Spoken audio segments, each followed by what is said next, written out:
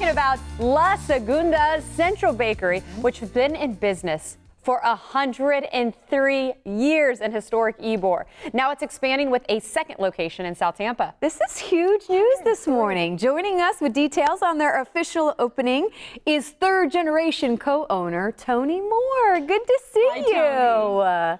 Congratulations on this new opening on Kennedy, correct? It's on Kennedy and Hale.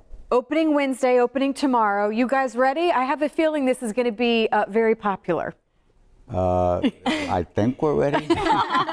Famous last word. It's been a challenge.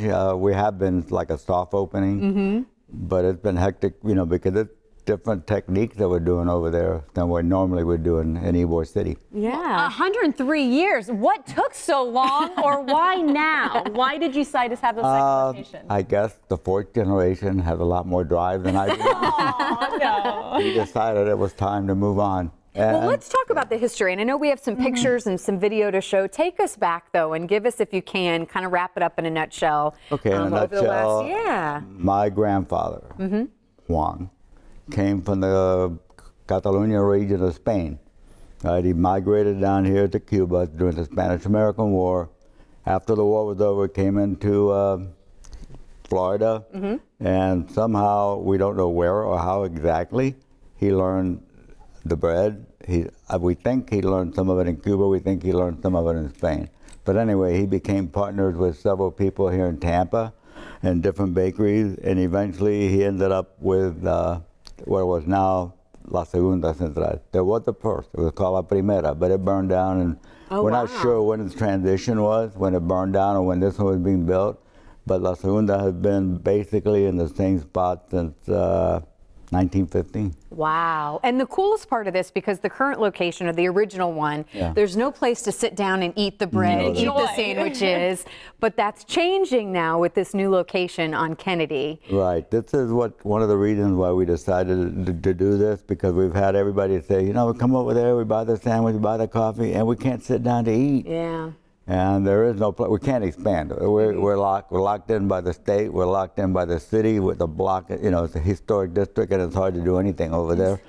So we really said, okay, where does people want us the most? Okay. And South Tampa was the answer. And now you've got a great location on Kennedy, which again, going to be serving up those sandwiches, but let's be honest, we're talking sandwiches. You can't have a great sandwich without some great bread. Yeah. And get this, folks, how many loaves do you make a day? We make about 18,000 loaves of bread a day that is shipped all over the United States as far as Alaska. And from what we understand, it's the largest Cuban bread in the world, essentially producing the most amount, correct? Yeah, I'm sure, yes. I'm positive. I mean, no wonder he's so tired and saying, hey, I'm leaving it to the next generation to take it on. Yes, it's time. 18,000. Well, and I love the ode to history, which we'll try to touch on some more history if we've got a second here. But first, we've got sandwich stations. So let's break down the historic Cuban. People are picky about their Cuban sandwiches. They like them a certain way. How do you like them? How are we preparing them this morning? We're preparing the way I like them. Okay, all right. I trust this guy. Okay. First thing we do is, you know, the condiments can be anything. Mustard, mayonnaise, whatever you like. We have a concoction we call a special sauce, which is a mix of mayonnaise, mustard, and some other ingredients that we want to talk about. Okay, all right. So this but anyway, secret. The very first thing you do is you put it on both sides of your bread. Okay. Okay. And this particular Cuban that we're making today, this will be on the menu? Yes. This is basically your traditional Cuban thing. Okay. Yeah, except the traditional Cuban, if you want a traditional Cuban, it only has mustard. Okay. Nothing else. Oh. See, and I thought this was like a honey mustard, but you say this is just kind of a... It's like a, it doesn't have honey, okay? Okay.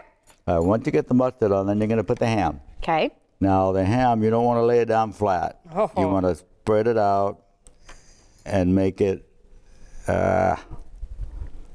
I'm following the pro here. I'm waiting to see what you do. You know, you want to puff it up so it's not, it gives you a look like it has a lot of volume, which it does. But if you lay it flat, then the Cuban sandwich doesn't look very big.